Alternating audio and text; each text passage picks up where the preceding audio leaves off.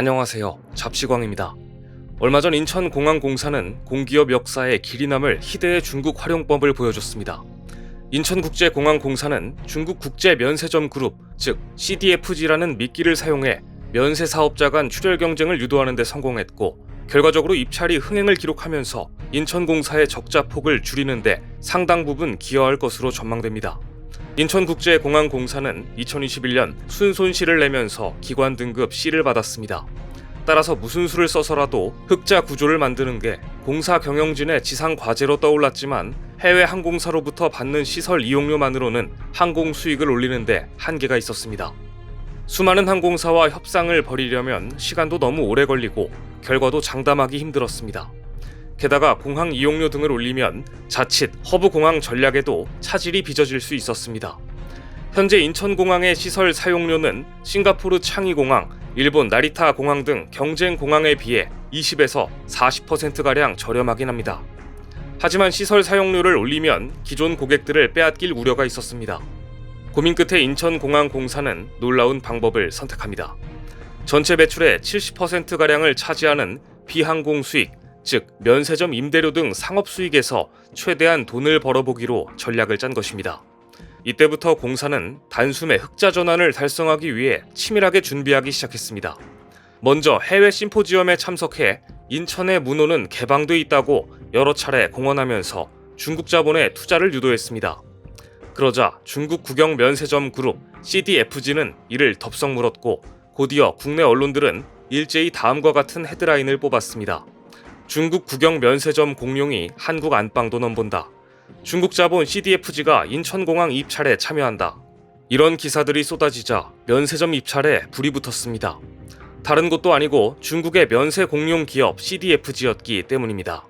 CDFG 관계자는 이번 인천공항 면세점 입찰에 참여한다고 공식 발표하며 입찰 신청서와 사업 제안서를 내고 사업 관련 미팅도 이어나갈 예정이라고 설명까지 했습니다.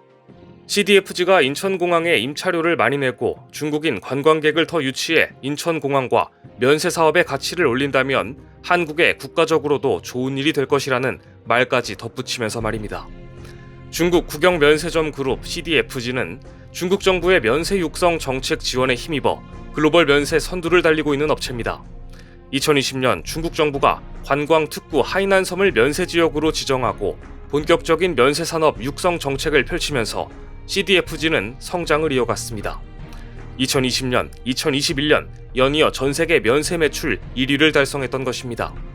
면세 전문지 무디 리포트에 따르면 CDFG의 매출은 약 12조 6천억 원에 달해 2위 롯데와 3위 신라 면세점을 가뿐히 따돌렸습니다. 이처럼 2020년부터 3년 연속 세계 매출 1위에 오른 중국 국영기업의 입찰이 공식화되자 코로나19 여파로 위축된 국내 면세업계는 비상이 걸렸습니다. 솔직히 국내 면세업계 관계자들은 CDFG가 시장 조사만 하고 사업 제안서까지는 내지 않을 것으로 관측했다고 합니다. 그런데 CDFG가 이번 입찰에 강한 의지를 보이며 한국관세청과 인천국제공항공사 출신 인사까지 영입해 적극적으로 입찰 실무 준비를 한다는 사실이 알려지자 롯데, 신라, 현대 등 빅3의 고민은 깊어졌습니다. 인천공항 면세점에 해외 사업자가 들어와 운영한 것은 홍콩 DFS로 2001년부터 2007년이 마지막이었습니다. 더구나 5개의 총 사업권을 두고 국내 면세 대기업 4개 업체가 경쟁하는 구도에서 중견, 중소기업 파이까지 고려했을 때 안 그래도 만만치 않은 판이었는데, 중국 CDFG까지 참전하자 국내 면세 업체들은 난감하다는 반응이었습니다. CDFG는 글로벌 면세 시장에서도 몸집을 불리는 중인데다 신라 면세점이 빠진 화장품, 럭셔리 파트를 꿰찬 이력도 있기 때문에 이래저래 국내 면세점 업계는 당황스러울 수밖에 없었습니다. 더구나 신세계 면세점의 경우 올해 7월까지 인천공항 제1터미널에서 운영하는 점포 임대료 인하 감면 정책이 끝나면서 1,600억 원 상당의 추가 적자분이 발생할 예정이었고, 면세점 사업을 계속 이어가야만 했습니다. 결국 국내 면세점 업계는 다음과 같은 논리로 불만을 터뜨렸습니다. 1979년 외국인 관광객 유치를 통한 외화 획득과 관광 진흥을 목적으로 면세점 특허 제도를 도입했는데, 외국 자본에 우리나라 관문을 내어주면 외화가 유출된다는 점에서 면세점 도입 취지에도 맞지 않는다. 중국 자본이 이번 인천공항 면세점 입찰 성공을 신호탄으로 향후 시내 면세점 입찰에도 뛰어들 가능성을 배제할 수 없다. 이런 식의 불만을 터뜨렸지만 인천공항공사는 끄떡도 하지 않았습니다. 이후 실제로 CDFG의 등판이 현실화되자 국내 면세점 업계에서는 쩐의 전쟁이 불가피할 것으로 보고 입찰가를 대체 얼마를 써내야 할지 고민에 빠졌습니다. CDFG가 중국의 막강한 자본력으로 높은 입찰가를 제시하면 인천공항공사가 높은 점수를 줄 수밖에 없기 때문입니다. 코로나19 이후 이제 면세점 경기가 겨우 회복 중인 상황에서 중국 거대 기업과 자금력으로 싸울 수 있는 기업은 많지 않았고 입찰을 받는다 해도 경쟁을 감당하기 어렵다는 점에서 롯데, 신라, 현대 등 빅3는 불안한 마음으로 입찰에 참여했습니다. 하지만 인천공항공사는 중국 면세공사 CDFG와 국내 면세업계의 눈치 싸움을 느긋하게 지켜보면서 치밀하게 준비를 했습니다.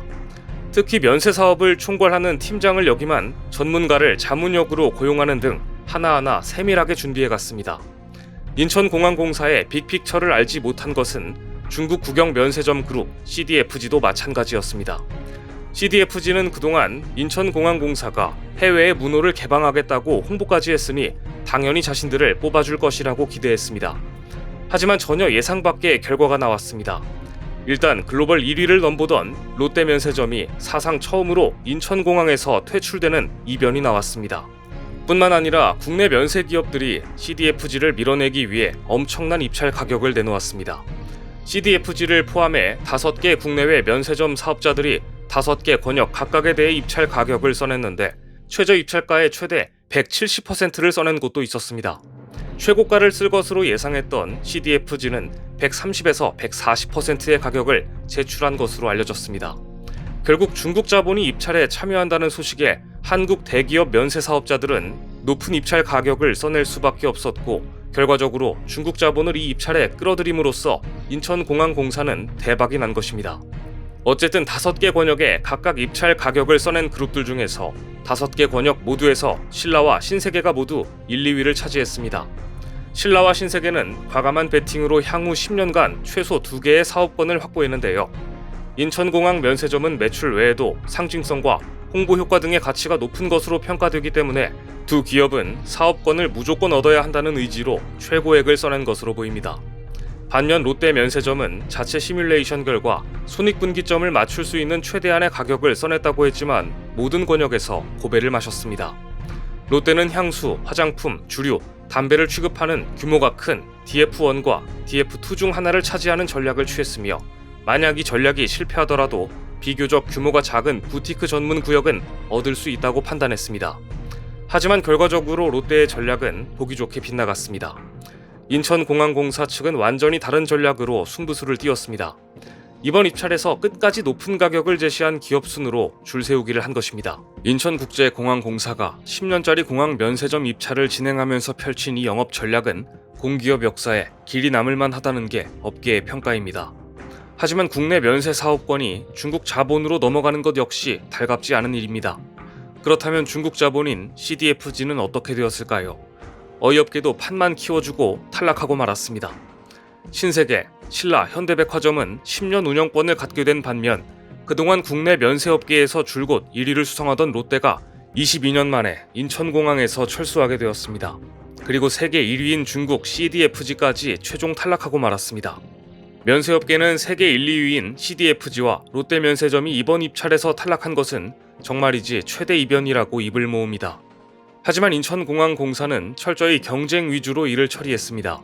CDFG는 신라와 신세계에 비해 상대적으로 낮은 임대료를 제시했고 또 국내 면세업체들과 달리 CDFG의 사업 제안서도 다소 미비했던 것으로 알려졌기 때문입니다. CDFG는 인천공항 면세점을 너무 쉽게 생각하다가 신세계, 신라, 현대의 일격을 맞았다는 분석입니다. 결론이 이렇게 되자 중국 자본도 이제 예전만 못하다는 평가가 나오기도 했는데요. 이렇게 철저히 가격순으로 경쟁을 시킨 인천공항공사 기획의 면세점 입찰 전쟁은 막을 내렸습니다. 조단위 적자에 시달리던 공사로서는 가뭄의 단비를 만난 격이지만 국내 면세품 유통 시장에는 후폭풍이 만만치 않을 전망입니다. 비싼 임대료는 자칫 승자의 저주가 될 수 있기 때문입니다. 입찰 최저가의 최대 170%에 달하는 임대료는 2019년을 기준으로 해도 전체 매출의 40%에 육박하는 수준이라는 것이 업계의 추산입니다. 따라서 인천공항을 이용하는 여행객들이 면세점에서 물건을 구매하도록 구매 전환율을 최대로 끌어올리지 않고서는 흑자를 내기 힘든 구조입니다. 그러니 면세사업권을 따낸 기업들은 앞으로 흑자를 내기 위해 피나는 고민과 노력을 해야 합니다. 그래서 면세점 업계에서는 이번 입찰의 최후의 승자는 입찰받은 기업들이 아니라 인천국제공항공사가 최후의 승자라고 입을 모읍니다. 혹자는 인천공항공사 연출, 중국 면세점 그룹 주연의 막장 드라마였다고 평하기도 합니다. 다른 공기업들도 적자를 이겨내기 위해 이렇게 치열하게 전략을 세워 경쟁력을 키워갔으면 좋겠습니다. 특히 인천공사의 중국 활용법은 역사에 남을 만한 사례가 될 것으로 보입니다. 오늘 준비한 소식은 여기까지입니다. 댓글을 통한 여러분들의 많은 의견 기다리겠습니다. 시청해주셔서 감사합니다.